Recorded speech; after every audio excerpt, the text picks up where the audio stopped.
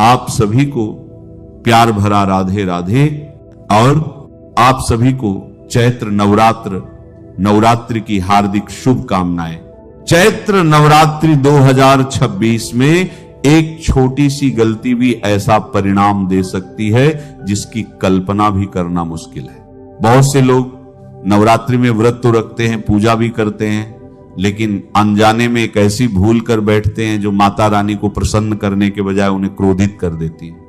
और जब माता दुर्गा का क्रोध प्रकट होता है तो जीवन में ऐसी बाधाएं आने लगती हैं जिनका कारण समझना भी कठिन हो जाता है। इसलिए इस बार 19 मार्च 2026 से शुरू होने वाली चैत्र नवरात्रि में एक बात हमेशा याद रखिए, व्रत रखते समय कुछ फल और कुछ सब्जियां ऐसी होती हैं जिन्हें शास्त्रों में वर्जित बताया गया है। यदि इन्हें भूलकर भी खा लिया जाए तो माना जाता है कि यह व्रत की पवित्रता को भंग कर देता है। नवरात्रि केवल उपवास का नाम नहीं है, यह वह समय है जब मां जगदम्बा की शक्ति पृथ्वी पर विशेष रूप से सक्रिय मानी जाती है। इन 9 रातों में की गई साधना, भक्ति और संयम मनुष्य के जीवन की दिशा बदल सकते हैं, लेकिन यही 9 दिन अगर लापरवाही या अज्ञानता में बिताए जाएं तो वह शुभ अवसर भी निष्फल हो सकता है। शास्त्रों में कहा गया है, जब घर में पवित्रता, संयम और श्रद्धा रहती है तो वहां माता लक्ष्मी का स्थायी निवास होता है। लेकिन जहां नियमों की अनदेखी होती है वहां से समृद्धि धीरे धीरे दूर चली जाती है और जीवन में अनचाही परेशानियां बढ़ने लगती हैं। इसलिए इस बार की चैत्र नवरात्रि को साधारण मत समझिए, क्योंकि यही वह पावन समय है जब ब्रह्मांड की रचना का आरंभ हुआ था। पौराणिक कथाओं के अनुसार जब संपूर्ण सृष्टि अंधकार में डूबी हुई थी और चारों ओर शून्य ही शून्य था, तब ब्रह्मा जी ने आदिशक्ति मां दुर्गा की कठोर तपस्या की। माता ने प्रसन्न होकर उन्हें सृष्टि निर्माण की दिव्य शक्ति प्रदान की। कहा जाता है कि जिस दिन ब्रह्मा जी ने सृष्टि की रचना प्रारंभ की वह दिन कोई और नहीं बल्कि चैत्र मास के शुक्ल पक्ष की प्रतिपदा थी। इसी कारण यह दिन हिंदू नववर्ष की शुरुआत भी माना जाता है। यही कारण है कि चैत्र नवरात्रि को केवल एक धार्मिक पर्व नहीं बल्कि सृष्टि के नवजन्म का उत्सव कहा गया है। इन पावन दिनों में माता दुर्गा की कृपा प्राप्त करने के लिए शास्त्रों में एक अत्यंत प्रभावशाली मंत्र बताया गया है। कहा जाता है कि जो व्यक्ति श्रद्धा से इस मंत्र का जप करता है उसके जीवन से अनेक बाधाएं दूर होने लगती हैं। वह पवित्र श्लोक है, या देवी सर्वभूतेषु शक्ति रूपेण संस्थिता, नमस्तस्यै नमस्तस्यै नमस्तस्यै नमो नमः। इस मंत्र का अर्थ है, जो देवी समस्त प्राणियों में शक्ति के रूप में विराजमान है उन्हें बार बार नमस्कार है। लेकिन आगे जानना अत्यंत आवश्यक है कि नवरात्रि के व्रत में कौन कौन से फल और 5 ऐसी सब्जियां हैं जिन्हें भूलकर भी नहीं खाना चाहिए, क्योंकि यही वह छोटी सी गलती है जो व्रत की पवित्रता को भंग कर देती है। इस बार चैत्र नवरात्रि की शुरुआत 19 मार्च 2026 से हो रही है और इसका समापन महानवमी दशमी के साथ होगा। इस बार माता रानी किस सवारी पर आ रही हैं और किस सवारी से प्रस्थान कर रही हैं, यह जानना भी बहुत जरूरी है। शास्त्रों के अनुसार दिन के हिसाब से माता रानी की सवारी तय होती है। इस बार माता रानी पालकी पर सवार होकर आ रही हैं और उनका प्रस्थान हाथी पर होगा। हाथी पर विदाई अत्यंत शुभ मानी जाती है, जो यह दर्शाती है कि माता अपने साथ सारे कष्ट ले जाएंगी और धरती पर उत्तम वर्षा और धन धान्य की वर्षा करेंगी। ग्रहों की ऐसी विशेष स्थिति बन रही है जो सैकड़ों वर्षों में कभी कभी ही बनती है। इन 9 दिनों में पृथ्वी पर सकारात्मक और नकारात्मक शक्तियां दोनों अपने चरम पर होंगी। ऐसे में मनुष्य का हर कर्म, हर विचार और हर निवाला कई गुना प्रभाव डालता है। ये मत सोचिए कि केवल कलश स्थापना कर देने या मंदिर जाकर ज्योत जला देने से सब कुछ ठीक हो जाएगा। पूजा भी फल देती है। जब जीवन की हर छोटी प्रक्रिया शुद्ध हो और उसमें सबसे महत्वपूर्ण है भोजन। शास्त्र कहते हैं कि जैसा अन्न वैसा मन और जैसा मन वैसा भाग्य। नवरात्रि के 9 दिनों में यह सिद्धांत नियम बन जाता है, उस समय आदि शक्ति का तत्व वातावरण में व्याप्त रहता है। माता रानी सात्विकता की देवी हैं, उन्हें सात्विकता प्रिय है। अगर उन 9 दिनों में आपके घर की रसोई में तामसिकता प्रवेश कर गई तो वह दिव्य ऊर्जा आपके घर की दहलीज से ही लौट जाती है। बाहर से भले सब कुछ ठीक दिखे, लेकिन भीतर से जीवन खोखला होने लगता है। अचानक खर्च बढ़ने लगते हैं, बिना वजह नुकसान होने लगता है, घर में कलह बढ़ती है और मनुष्य समझ ही नहीं पाता कि आखिर गड़बड़ कहां हो रही है। अब प्रश्न उठता है कि आखिर ऐसी कौन सी चीजें हैं जो देखने में तो साधारण सब्जियां लगती हैं, लेकिन नवरात्रि के 9 दिनों में जहर के समान प्रभाव डालती हैं। आयुर्वेद और प्राचीन ग्रंथों के अनुसार कुछ खाद्य पदार्थ ऐसे होते हैं जिनमें तामसिक गुण अत्यधिक होते हैं। ये पदार्थ मन में आलस्य, क्रोध, वासना और नकारात्मकता बढ़ाते हैं। नवरात्रि के दौरान इनका सेवन करना ऐसा ही है जैसे आप स्वयं अपने हाथों से अपने भाग्य के दीपक को बुझा दें।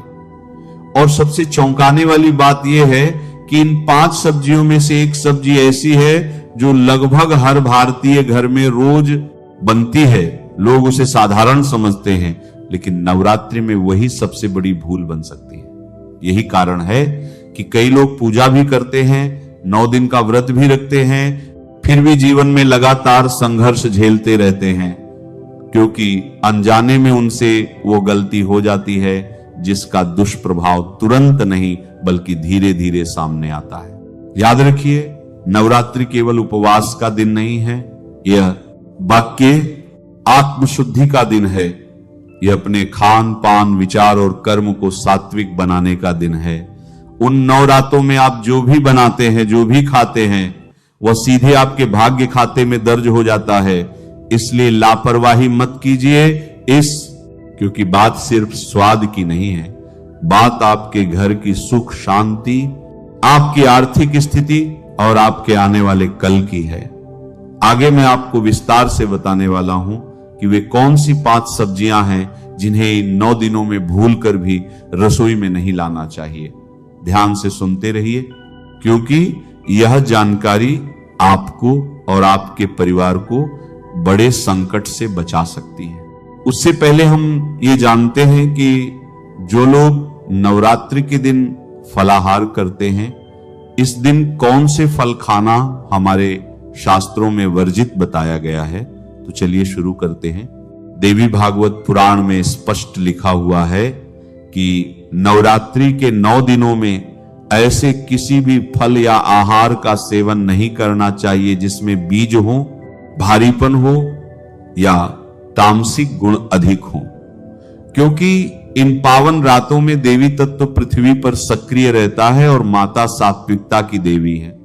जिन फलों में अधिक बीज होते हैं वे रजस और तमस गुण को बढ़ाते हैं, यह मन को चंचल बनाते हैं, विचारों में अस्थिरता लाते हैं और साधना में बाधा डालते हैं। इसी कारण सबसे पहले बात आती है अमरूद की। अमरूद में असंख्य बीज होते हैं। नवरात्रि के दिनों में इसका सेवन करने से मन की शुद्धता भंग होती है, इसीलिए इसे त्यागने का विधान है। इसके बाद अनार आता है। अनार देखने में जितना सुंदर लगता है, भीतर उतने ही अधिक बीज होते हैं। शास्त्रों की दृष्टि में यह भी वर्जित फल माना गया है। पपीता, तरबूज और खरबूजा, इन तीनों फलों में भी बीजों की अधिकता होती है, इसलिए नवरात्रि के 9 दिनों में इनका सेवन नहीं करना चाहिए। इसलिए नवरात्रि के दौरान सबसे उत्तम आहार वही माना गया है जो हल्का, सात्विक और सरल हो, जैसे केला, सेब, नाशपाती, शकरकंद, सिंघाड़ा, साबूदाना, दूध और दूध से बनी सात्विक चीजें। याद रखिए, यह नियम डराने के लिए नहीं बनाए गए हैं, बल्कि भक्त की रक्षा के लिए बनाए गए हैं। जिस दिन पूरा ब्रह्मांड देवीमय होता है, उस दिन अगर हमारा आहार भी सात्विक हो जाए तो जीवन अपने आप सुखमय होने लगता है। और जब जीवन सात्विक होता है, तब दुख, दरिद्रता और बाधाएं स्वयं रास्ता छोड़ देती हैं। इसलिए इस चैत्र नवरात्रि संकल्प लीजिए कि आप अपने आहार को शुद्ध रखेंगे, वर्जित फलों से दूर रहेंगे और पूरे श्रद्धा भाव से मां जगदम्बा की आराधना करेंगे। माता रानी अवश्य प्रसन्न होंगी और आपके जीवन में सुख, शांति और समृद्धि की वर्षा करेंगे। एक छोटा सा मंत्र भी माता को प्रसन्न करने के लिए जरूर जपें, ऐ हरि क्लीं चामुंडाय विच्चे।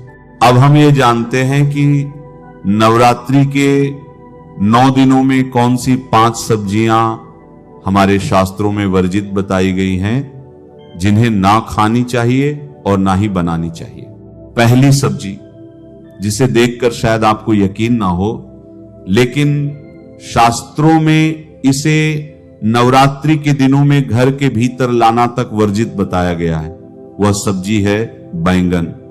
जी हां, आपको आश्चर्य हो सकता है, लेकिन बैंगन को लेकर हमारे सनातन ग्रंथों में अत्यंत कठोर नियम बताए गए हैं।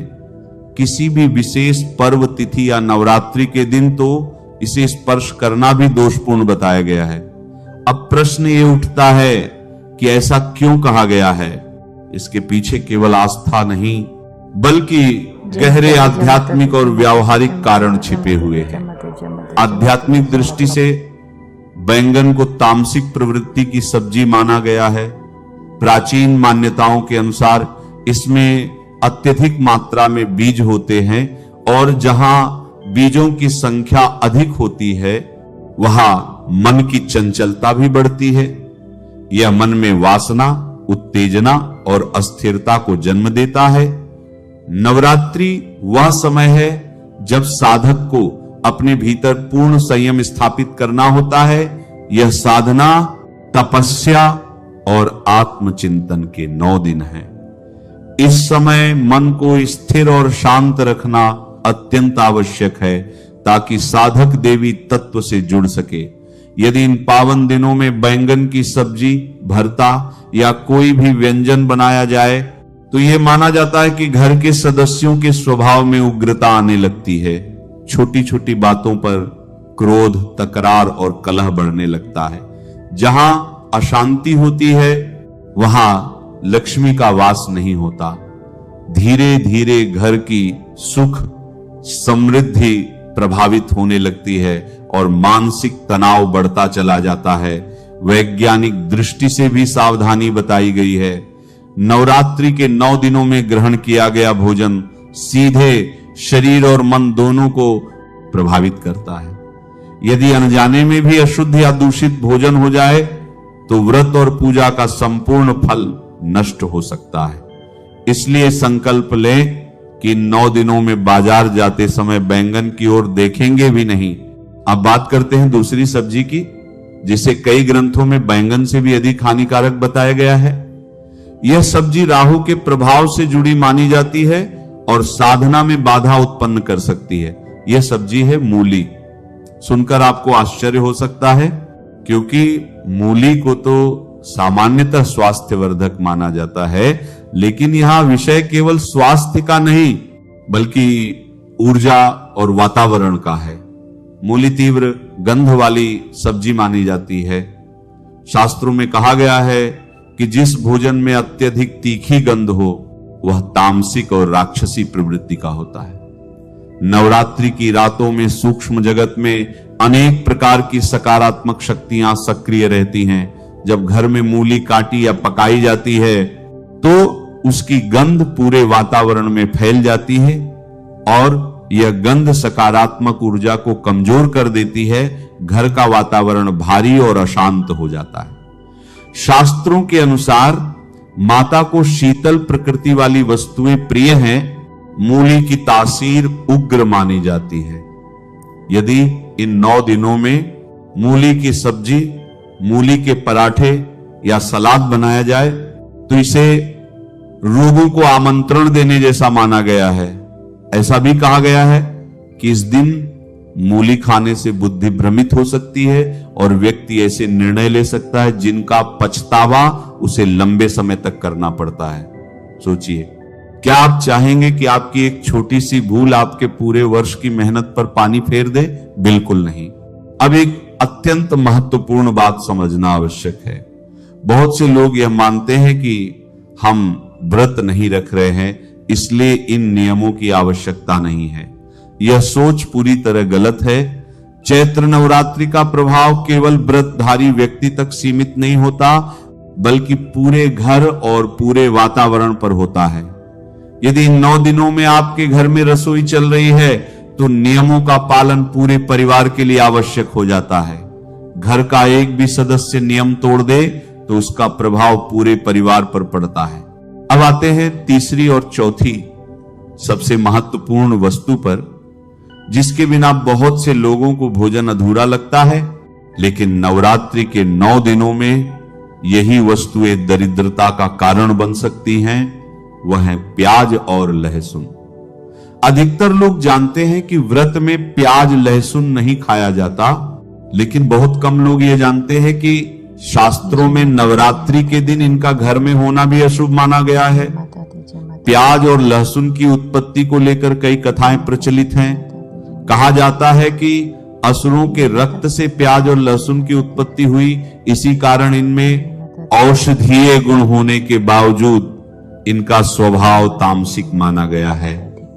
नवरात्रि के 9 दिनों में मनुष्य का शरीर ब्रह्मांडीय ऊर्जा को ग्रहण करने वाला केंद्र बन जाता है।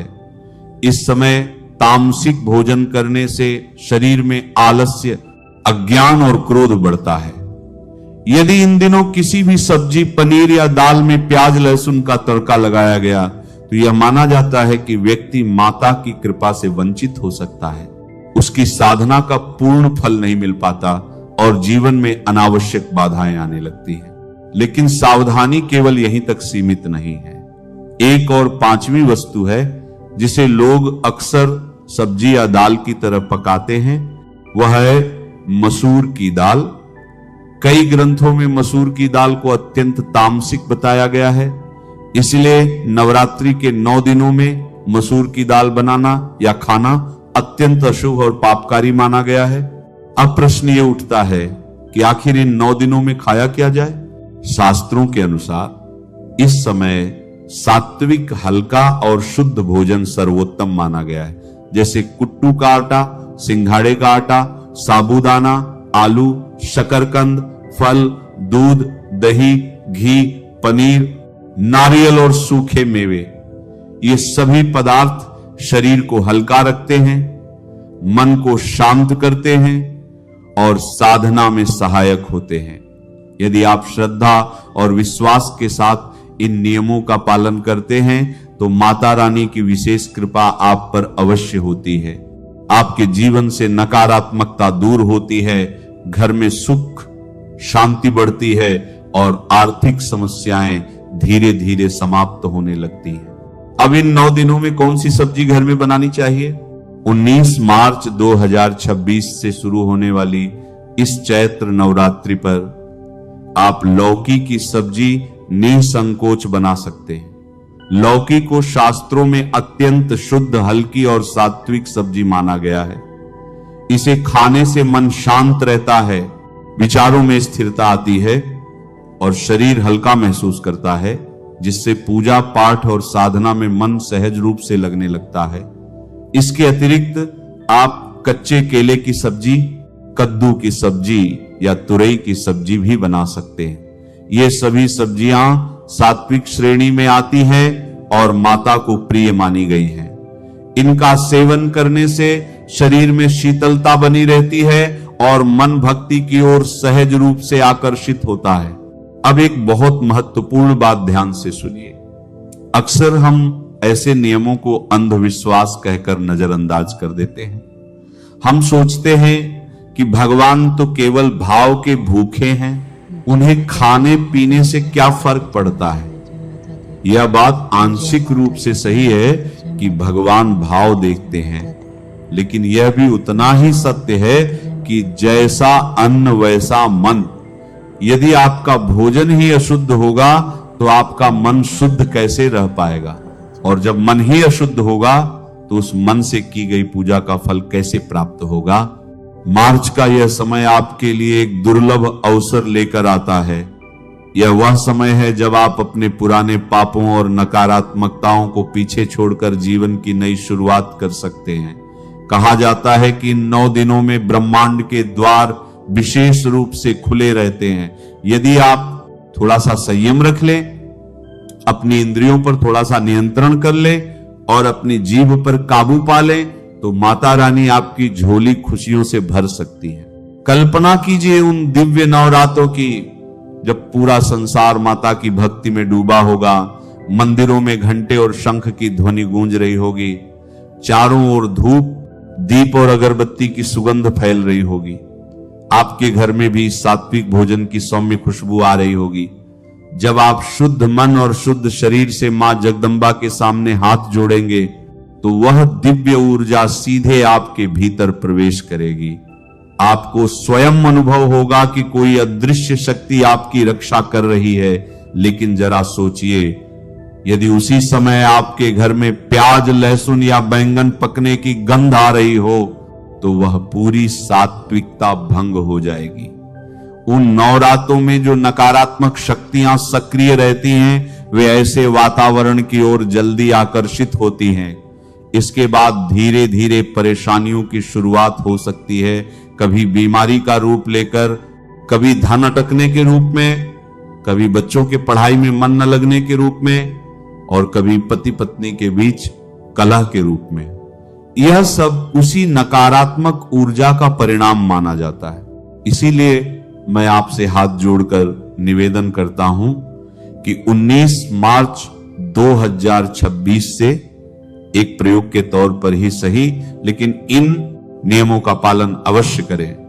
अपने घर की महिलाओं को, माताओं को, बहनों को पहले से ही बता दें कि इन 9 दिनों में बाजार से बैंगन, मूली, प्याज, लहसुन और मसूर की दाल बिल्कुल न लाएं।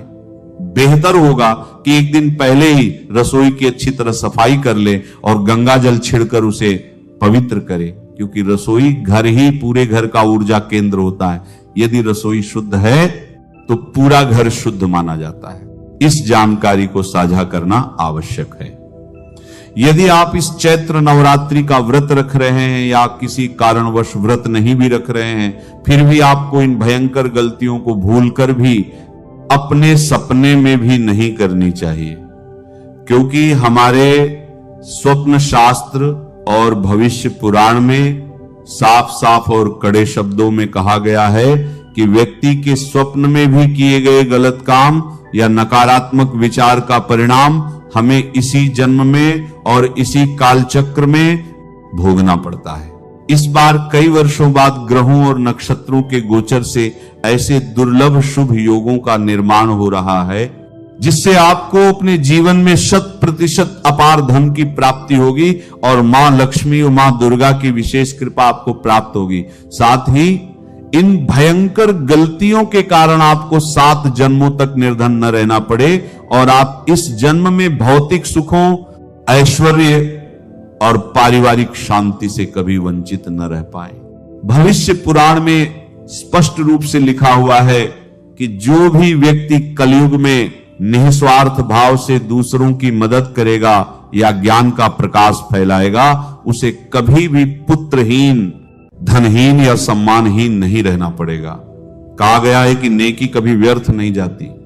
माता रानी सबके कर्मों का पूरा लेखा जोखा रखती हैं। सबसे पहली और सबसे बड़ी गलती जो अक्सर लोग घट स्थापना या कलश स्थापना से पहले और उसके दौरान अनजाने में कर बैठते हैं, वह है घर की साफ सफाई और दिशा का सही ज्ञान न होना।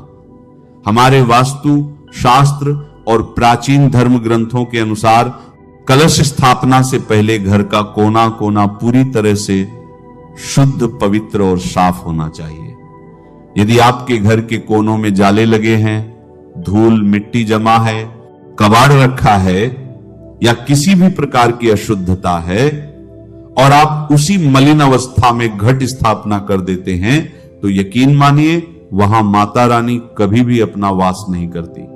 इसके साथ ही घट स्थापना हमेशा घर के ईशान कोण यानी उत्तर पूर्व दिशा में ही करनी चाहिए, क्योंकि यह दिशा सभी देवी देवताओं और ईश्वरीय शक्तियों की दिशा मानी जाती है।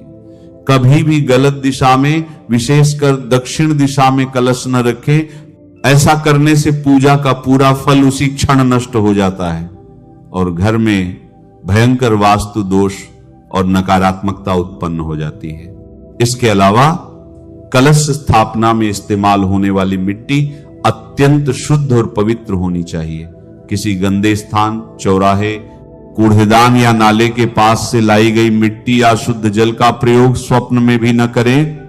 हमेशा गंगा जल, मिश्रित शुद्ध जल और किसी मंदिर या पवित्र स्थान की साफ मिट्टी का ही उपयोग करें। सबसे बड़ी और ध्यान देने योग्य बात यह है कि यदि आपने अपने घर में माता की चौकी लगाई है, विधिवत कलश और घट स्थापना की है या माता के समक्ष अखंड ज्योति प्रज्वलित की है, तो इन 9 दिनों तक अपने घर को भूलकर भी अकेला या खाली न छोड़ें। घर में किसी न किसी सदस्य का रुकना अत्यंत आवश्यक है। माता रानी का आवाहन करके उन्हें अपने घर बुलाकर घर को ताला लगाकर बाहर चले जाना माता रानी का घोर और अक्षम्य अपमान माना गया है, जिससे घर में भयंकर अशांति, क्लेश, दुर्घटनाओं और दरिद्रता का हमेशा के लिए वास हो जाता है। माता उसी घर में ठहरती हैं जहां उनका निरंतर गुणगान और सेवा होती है। दैनिक पूजा और संध्या आरती के दौरान भी कई भयंकर गलतियां लोग अनजाने में कर बैठते हैं, जिन्हें चैत्र नवरात्रि के पावन दिनों में भूलकर भी नहीं करना चाहिए। अक्सर देखा गया है कि घर की महिलाएं सुबह की जल्दबाजी में या अज्ञानतावश अपने बाल खोलकर माता की पूजा करने बैठ जाती हैं या आरती करने लगती हैं। हमारे शास्त्रों में इसे बहुत बड़ा दोष और भयंकर अपशकुन माना गया है। खुले बाल नकारात्मक ऊर्जा को बहुत तेजी से आकर्षित करते हैं और बाल खोलकर की गई कोई भी पूजा पाठ या आरती माता रानी कभी